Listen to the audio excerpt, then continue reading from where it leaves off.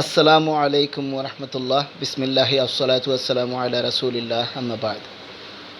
প্রিয় শিক্ষার্থীবৃন্দ, online class মাই home মাই ক্লাসরুমে তোমাদের সবাইকে স্বাগত জানাচ্ছি। আমি মঞ্জের খান, অ্যাসিস্ট্যান্ট টিচার, শাহজালাল আদর্শ হাই স্কুল, গোলাপগঞ্জ, সিলেট। তোমরা সবাই কেমন আছো? আশা করি আল্লাহর রহমতে ভালো আছো। আমি ভালো আছি আলহামদুলিল্লাহ। আজ আমি তোমাদের ক্লাস 7-এর ইংলিশ গ্রামার অ্যান্ড কম্পোজিশন এই বইটির unit 9 lesson 2 definite articles page number 85 এখান থেকে কয়েকটা রুল নিয়ে আলোচনা করব ইনশাল্লাহ। আশা করি তোমরা সবাই পুরো আলোচনাটিতে আমার সাথে থাকবে এবং মনোযোগ দিয়ে শুনে আলোচনা বোঝার চেষ্টা করবে। প্রয়োজনে কয়েকবার ভিডিও ক্লিপস দেখে আলোচনাটি বুঝে আয়ত্তে নিয়ে আসবে, প্র্যাকটিস করবে। আর কোনো সমস্যা, আলোচনার কোনো অংশে বুঝতে সমস্যা হলে অবশ্যই তোমরা মাই হোম মাই ক্লাসরুম পেজটির কমেন্ট বক্সে আমাকে তোমাদের সমস্যার কথা লিখে জানাবে। তাহলে চলো আমাদের আজকের মূল আলোচনা শুরু করা যাক। তোমরা সবাই বই ওপেন করো এবং পেজ 85-এ চলে যাও। পেজ 85। আশা করি তোমরা পেজ 85 বের করেছ। এখানে দেখো lesson 2 definite articles number a different uses of the. এখানে দুইটি রুল আছে, রুল 1 এবং রুল 2। প্রথমে আমরা এই দুইটি রুল সম্পর্কে আলোচনা করব। চলো আলোচনা শুরু করা যাক। এখানে দেখো রুল 1-এ কি বলা হয়েছে। রুল 1-এ বলা হয়েছে, do you understand the use of the in the sentences below? তোমরা কি বুঝেছ দ্য এর ব্যবহার নিচের সেন্টেন্সগুলোতে? অর্থাৎ নিচের সেন্টেন্সগুলোতে দ্য এর ব্যবহার তোমরা কি বুঝেছ? আমরা নিচের সেন্টেন্সগুলো একবার পড়ে ফেলি। এখানে 4টি এক্সাম্পল দেওয়া আছে। ফার্স্ট এক্সাম্পলে বলা হয়েছে, the cow is a domestic animal. The cow is a domestic animal মানে হচ্ছে গরু গৃহপালিত প্রাণী বা পশু। সেকেন্ড সেন্টেন্সে বলা হয়েছে, the camel is a useful animal মানে হচ্ছে উট। The camel is a useful animal, উট দরকারি প্রাণী। থার্ড এক্সাম্পলে বলা হয়েছে, the dog is a faithful animal. The dog is a faithful animal মানে হচ্ছে কুকুর বিশ্বস্ত প্রাণী। এবং লাস্ট এক্সাম্পল অর্থাৎ ফোর্থ এক্সাম্পলে বলা হয়েছে, the elephant is the largest land animal. The elephant is the largest land animal অর্থাৎ হাতি হচ্ছে ভূমির মধ্যে সবচেয়ে বড় প্রাণী।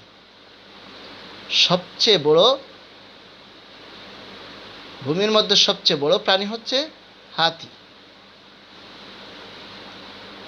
নিচে একটা সেন্টেন্স আমরা পড়ে নেই। নিচে বলা হয়েছে,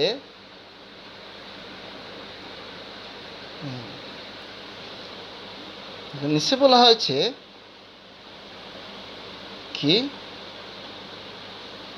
এই সেন্টেন্সটা, the is used before the above singular common noun to represent the whole classes of this common noun. অর্থাৎ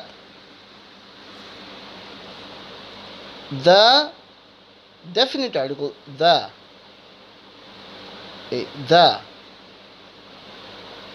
ব্যবহৃত হয়েছে উপরের ওই যে এবং উপরের সিঙ্গুলার কমন নাউনগুলোর আগে, এই যে বিফোর উপরের সিঙ্গুলার, এই যে সিঙ্গুলার কমন নাউন কোনগুলো? Cow, Camel, dog, elephant. এই সিঙ্গুলার কমন নাউনগুলোর আগে মানে বাম পাশে আগে দা বসেছে কেন? টু রেপ্রেজেন্ট, প্রতিনিধিত্ব করতে, represent the whole classes of this common noun. অর্থাৎ এই কমন নাউনগুলোর মানে ওই শ্রেণীর সকলের, ওই কমন নাউনগুলোর সকলের প্রতিনিধিত্ব করার জন্য ডেফিনিট আর্টিকেল দি বসেছে ওই কমন নাউনগুলোর, ওই সিঙ্গুলার কমন নাউনগুলোর আগে ডেফিনিট আর্টিকেল দা বসেছে। তাহলে আমরা রুল 1 থেকে জানতে পারলাম সিঙ্গুলার কমন নাউন এর আগে ডেফিনিট আর্টিকেল দা ব্যবহৃত হয় ওই কমন নাউন এর সবগুলোকে, অর্থাৎ ওই ক্লাসের সকলকে বোঝাবার জন্য, ওই ক্লাসের সকলকে বোঝাবার জন্য। যেমন এখানে এক্সাম্পলগুলোতে বলা হয় যে the cow is a domestic animal, মানে হচ্ছে গরু গৃহপালিত পশু, মানে সকল গরু গৃহপালিত পশু।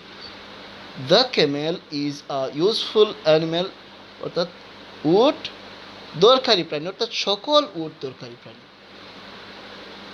অনুরূপভাবে the dog is a faithful animal, মানে হচ্ছে কুকুর বিশ্বস্ত প্রাণী, মানে সকল কুকুর বিশ্বস্ত প্রাণী। এবং লাস্টেরটা বলা হয়েছে the elephant, the elephant is the largest animal, land animal, অর্থাৎ হাতি হচ্ছে সবচেয়ে বড় ল্যান্ড অ্যানিমেল, সকল হাতি।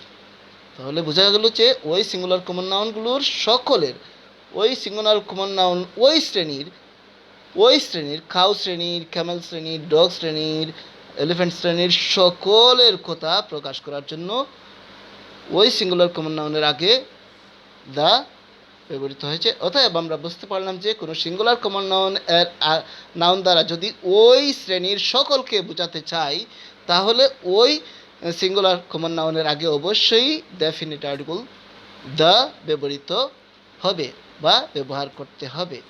আশা করি তোমরা রুল 1 ভালোভাবে বুঝতে সক্ষম হয়েছ।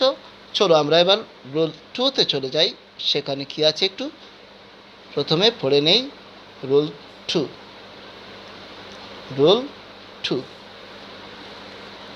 এখানে বলা হয়েছে the is used to denote the name of a nation. The is used অর্থাৎ ডেফিনিট আর্টিকেল দ্য ব্যবহৃত হয় to denote the name of a nation, জাতি বোঝাতে। ডিনোট মানে বোঝাতে, কি বোঝাতে?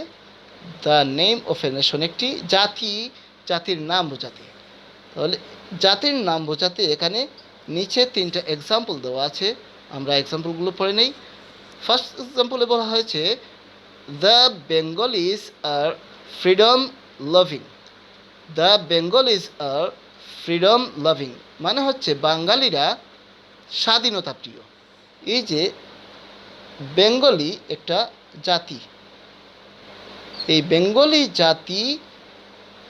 বেঙ্গলি শব্দটি তখনই একটা নেশন হবে বা জাতি বোঝাবে যদি আমরা এর আগে ডেফিনিট আর্টিকেল দ্য ব্যবহার করি। তাহলে জাতি বোঝাতে ওই নাউনের আগে অবশ্যই ডেফিনিট আর্টিকেল দ্য ব্যবহার করতে হবে, অন্যথায় জাতি বোঝাবে না। অনুরূপভাবে সেকেন্ড এক্সাম্পলে বলা হয়েছে দ্য সেকেন্ড এক্সাম্পলে বলা হয়েছে the English R industrious. The English R industrious মানে হচ্ছে ইংরেজরা পরিশ্রমী জাতি। এখানে ইংলিশ একটা নাউন, এই নাউনকে যদি আমরা জাতি হিসাবে প্রকাশ করতে চাই তাহলে অবশ্যই ওই নাউনের আগে ডেফিনিট আর্টিকেল দ্য ব্যবহার করতে হবে। অতএব আমরা বুঝলাম যে জাতি, কোনো নাউন দ্বারা জাতি প্রকাশ করতে হলে আমরা এর আগে অবশ্যই ডেফিনিট আর্টিকেল দ্য ব্যবহার করব। লাস্ট এক্সাম্পল অর্থাৎ থার্ড এক্সাম্পলে কি বলা হয়েছে? এখানে বলা হয়েছে the French fought very hard. The French fought very hard মানে হচ্ছে ফরাসিরা কঠিন লড়াই করেছিল। ফরাসিরা কঠিন লড়াই করেছিল। আসলে ফ্রেঞ্চের অধিবাসীরা হচ্ছে ফরাসি। আর যদি ফ্রেঞ্চ শব্দর দ্বারা আমরা ফরাসি জাতিকে বোঝাতে চাই তাহলে অবশ্যই ফ্রেঞ্চ নাউনটির আগে একটি ডেফিনিট আর্টিকেল দ্য ব্যবহার করব। সুতরাং এখানে দ্য ফ্রেঞ্চ মানে হচ্ছে ফরাসি জাতি। The French fought very hard অর্থাৎ ফরাসি জাতিরা কি শক্ত লড়াই করেছিল বা কঠিন লড়াই করেছিল। আশা করি তোমরা রুল 2 বুঝতে পেরেছো যে জাতির আগে অর্থাৎ কোনো নাউন দ্বারা জাতি প্রকাশ করতে হলে কি ওই নাউনের আগে অবশ্যই ডেফিনিট আর্টিকেল দ্য ব্যবহার করতে হবে। তাহলে আমরা রুল 1 থেকে জানলাম সিঙ্গুলার কমন নাউনের আগে দ্য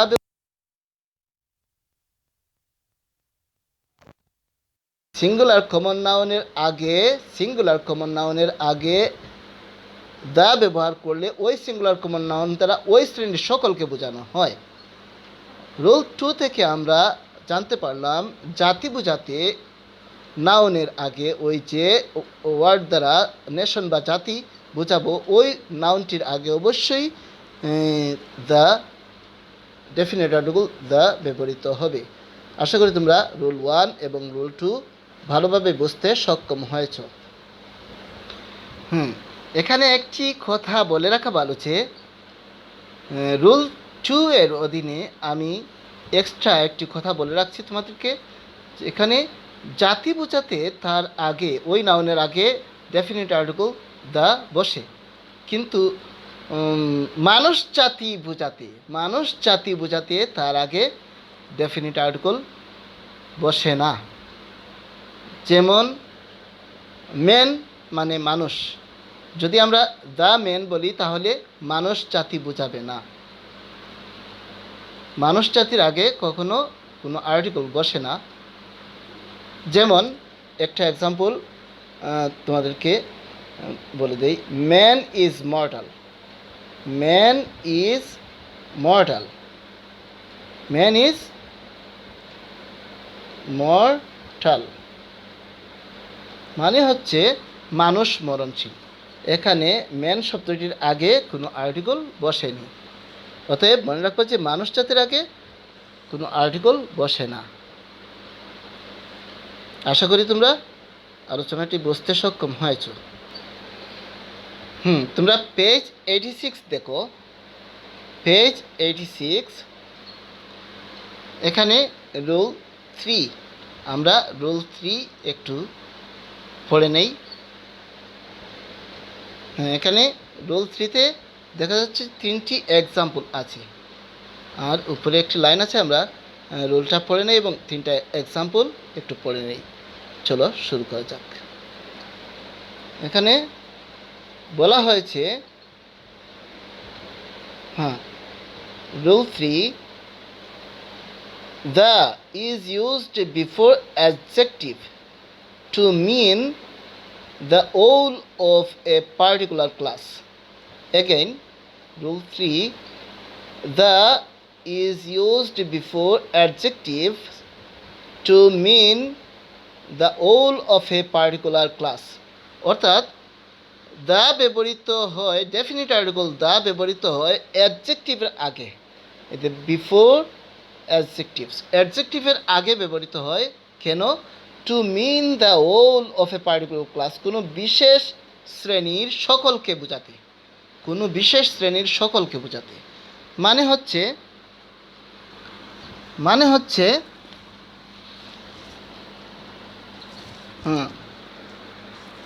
জাতি বা সম্প্রদায় বোঝাতে, জাতি বা সম্প্রদায় বোঝাতে অ্যাডজেক্টিভের আগে দি ব্যবহৃত হয়, ডেফিনিট আর্টিকেল দি ব্যবহৃত হয়। দেখো এখানে আমরা ফার্স্ট এক্সাম্পল পড়ে নেই। ফার্স্ট এক্সাম্পলে বলা হয়েছে the rich are not always happy. হ্যাঁ, the rich are not always happy, মানে ধনীরা সবসময় সুখী নয়, ধনীরা সবসময় সুখী নয়। এখানে ওই যে পার্টিকুলার ক্লাস মানে হচ্ছে বিশেষ শ্রেণী, বিশেষ শ্রেণী কারা? ওই যে রিচ, বিশেষ শ্রেণী হচ্ছে রিচ। সেকেন্ড এক্সাম্পলে বলা হয়েছে the industrious succeed in life, মানে হচ্ছে পরিশ্রমীরা জীবনে সফল কাম হয়, পরিশ্রমীরা জীবনে সফল কাম হয়। তাহলে এখানে পার্টিকুলার ক্লাস হচ্ছে, পার্টিকুলার মানে বিশেষ শ্রেণী হচ্ছে বা সম্প্রদায় হচ্ছে ইন্ডাস্ট্রিয়াস, মানে পরিশ্রমীরা, ইন্ডাস্ট্রিয়াস পরিশ্রমীরা। আর লাস্ট এক্সাম্পলে বলা হয়েছে the virtuous are always happy, the virtuous are always happy, মানে কি? ধার্মিকেরা সবসময় সুখী হয়, ধার্মিকেরা সবসময় সুখী হয়। তাহলে এখানে পার্টিকুলার ক্লাস মানে বিশেষ শ্রেণী হচ্ছে কি? ভার্চুয়াস।